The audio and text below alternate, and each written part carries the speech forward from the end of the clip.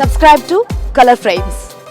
ప్రపంచ కప్ తర్వాత ఆ స్థాయిలో అలరించేందుకు సిద్ధమవుతుంది ఇండియన్ ప్రీమియర్ లీగ్. ఇటీవలే దుబాయ్ వేదికగా వేలం కూడా పూర్తయింది. దీంతో ఐపీఎల్ ఎప్పుడెప్పుడు ప్రారంభమవుతుందా అని క్రికెట్ ఫ్యాన్స్ ఆతృతగా ఎదురుచూస్తున్నారు. ఈ ఏడాది లీగ్ లో ఛాంపియన్ జట్టుగా కొనసాగుతున్న ముంబై ఇండియన్స్ అద్భుతమైన ప్రదర్శన చేస్తుందని అందరూ భావిస్తూ ఉన్నారు. గత సీజన్ లో పాయింట్ల పట్టికలో చివరి స్థానంలో నిలిచిన ముంబై ప్లే ఆఫ్ రేస్ నుంచి మిగిలిన వాటికంటే ముందుగానే నిష్క్రమించింది. ఆడిన 14 మ్యాచ్ల్లో కేవలం 4 విజయం సాధించి మిగిలిన మ్యాచ్ల్లో పరాజయం పాలైంది. దీంతో ఈ ఏడాది ఎలాగైనా 6సారి టైటిల్ ముద్దాడాలనే కసితో ముంబై బరిలో దిగబోతుంది. గత సీజన్ వరకు ముంబై ఇండియన్స్ కు కెప్టెన్ గా ఉన్న రోహిత్ ఇప్పుడు ఆ బాధ్యతలను హార్దిక్ మోయనున్నాడు. తాజాగా ముంబైకి హార్దిక్ ను కెప్టెన్ చేసింది ముంబై యాజమాన్యం. మొదట్లో విమర్శలు ఎదురైనప్పటికీ ఫ్రాంచైజీ నిర్ణయమే ఫైనల్ కాబట్టి పరిస్థితి సద్దుమణిగింది. ఇదిలా ఉంటే ఈ ఏడాది ఐపీఎల్ మొత్తానికి సూర్యకుమార్ యాదవ్ దూరం కాబోతున్నట్టు క్రీడా వర్గాలు తెలుపుతున్నాయి. సూర్యకుమార్ యాదవ్ ప్రస్తుతం హెర్నియా సమస్యతో బాధపడుతున్నాడు. ఇప్పటికే గాయం కారణంగా భారత జట్టుకు దూరమయ్యాడు. దక్షిణాఫ్రికాతో జరిగిన ఆఖరి టీ20 సిరీస్ లో సూర్యకు చీలమండలానికి గాయమైంది. హెర్నియాకు చికిత్స తీసుకునేందుకు సూర్య విదేశాలకు వెళ్లనున్నాడు.